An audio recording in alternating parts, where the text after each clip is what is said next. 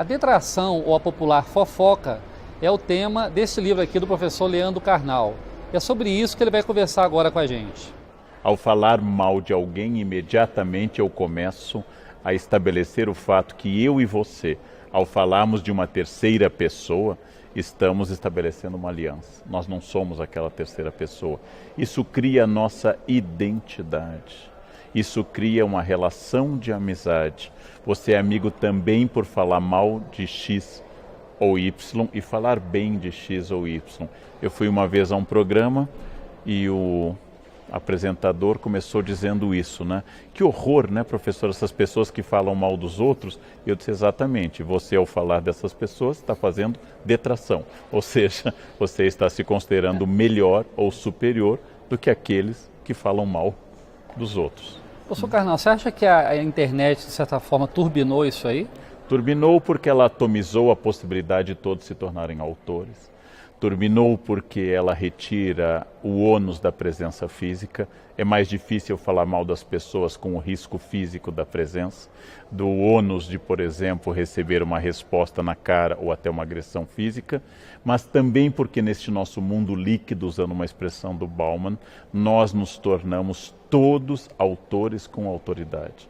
Por exemplo, no momento que eu abro uma conta no Facebook, automaticamente eu ganho um diploma de jurista especializado em Constituição, apto a emitir opinião sobre impeachment abalizada ao lado dos maiores constitucionalistas do Brasil, porque eu tenho conta no Face. No momento que eu tenho um acesso à internet, eu posso emitir opiniões sobre medicina, educação e história. E se alguém me disser que está errado, eu digo, é sua opinião.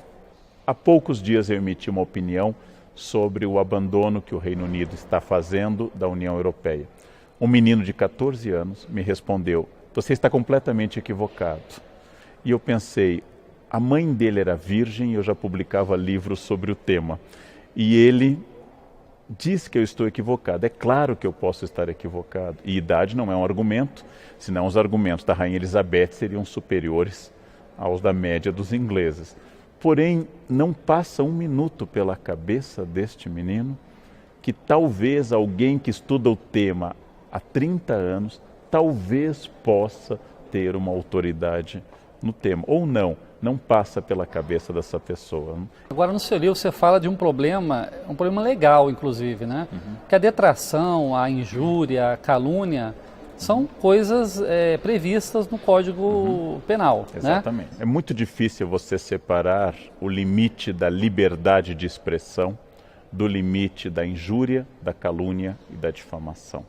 Em nome da liberdade de expressão, a gente acha que pode dizer tudo sobre todos. Ora, as palavras ferem, as palavras podem reduzir as pessoas, as palavras podem atacar, as palavras podem representar, inclusive, diminuição de questões profissionais das pessoas. Logo, como eu dou o exemplo no livro, no caso da escola que foi caluniada, sendo escola acusada, base, né? um caso clássico em jornalismo, caluniada a partir da fantasia de uma criança e a partir do depoimento de outras pessoas, essa escola foi destruída, as pessoas foram destruídas, era absolutamente sem nenhum sentido aquilo que está sendo dito. Por isso, liberdade de expressão é garantida pela lei e é um dos grandes privilégios da nossa vida. Porém, saber que as palavras ferem e destroem é fundamental na responsabilidade da imprensa e de todo cidadão que fala em público ou que publica ou que comenta. Este cuidado nós temos que ter. Professor Carnal, falando um pouco da área da história, que é a sua área, né? Falar mal do opressor é uma forma de detração ou seria apenas uma arma do fraco contra o poderoso? As duas coisas, porque, como eu dou o exemplo no livro, a estátua do Pasquino, que fica do lado da Piazza Navona, onde o Brasil tem embaixada, bem perto da embaixada brasileira, ela tem uma boca redonda no qual os romanos há séculos colocavam ataques, ora aos papas, agora podia ser ao Berlusconi, a situação da Itália e assim por diante. O humor, a ironia popular, a charge, o veneno, é uma espécie de arma contra quem a gente não tem mais nenhum poder. Professor, o debate político de hoje é um poço de maledicências, né? O senhor acompanha isso muito bem. Sempre foi assim ou a gente está vivendo um momento excepcionalmente ruim? Sempre foi assim. No século XIX, quando Dom João VI chegou, o príncipe ainda regente, não Dom João VI, e colocou nas portas da Casas PR, Príncipe Real, os cariocas leram como Ponha-se na Rua. A detração política tem uma função.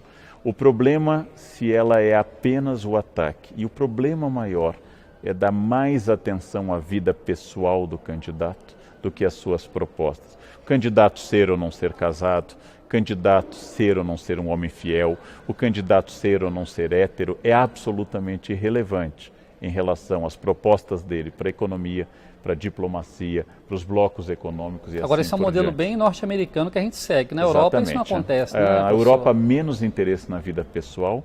Nos Estados Unidos, a cultura da democracia midiática tornou a vida pessoal mais importante.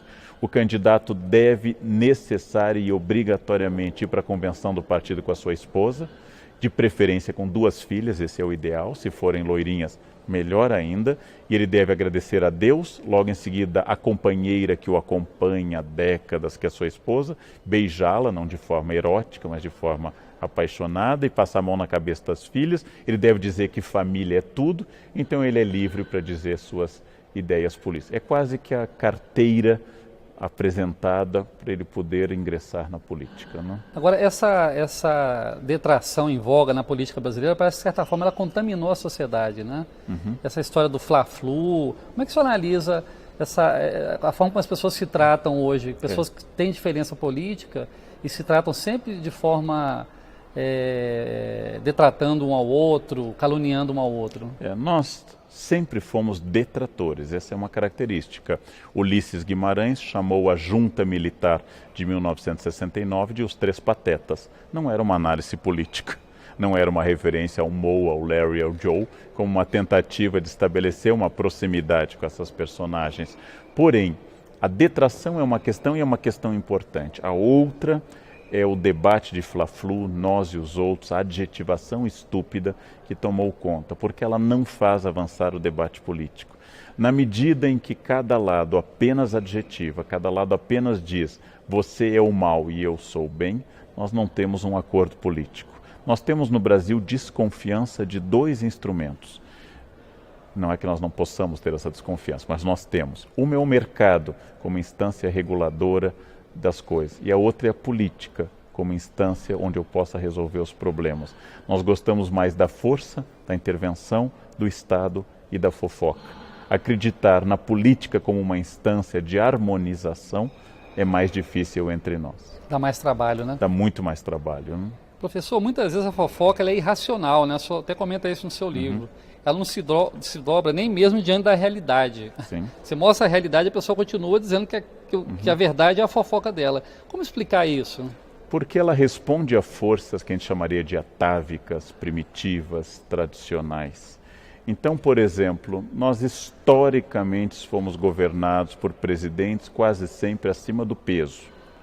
De repente, uma presidente mulher está acima do peso e as pessoas comentam mais isso, que não comentavam nem nas barrigas proeminentes de Lula e seus antecessores. Por quê?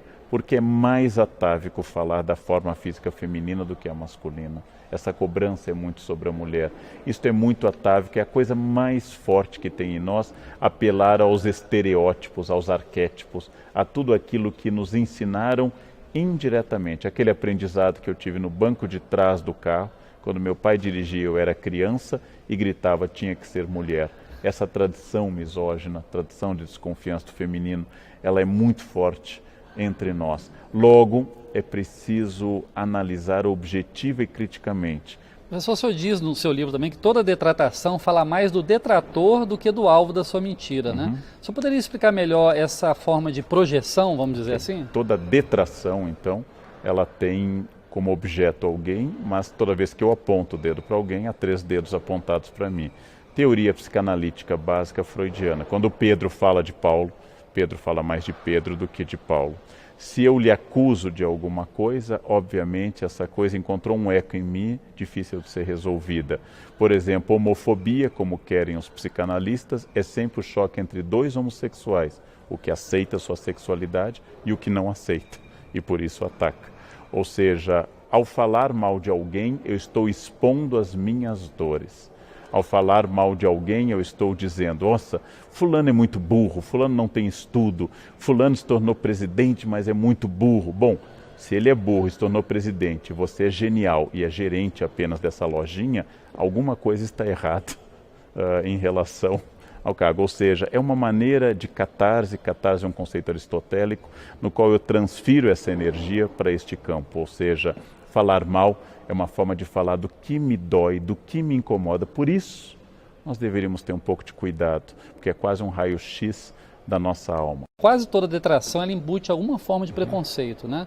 O senhor concorda com isso? Sim. E como combater o preconceito, já que ele é a fonte da detração em geral? Tente eliminar do campo do humor e da piada o português, a loira, o homossexual. Tente eliminar da piada o pobre, tente eliminar da piada o nordestino e você verá que o nosso humor acaba de falecer.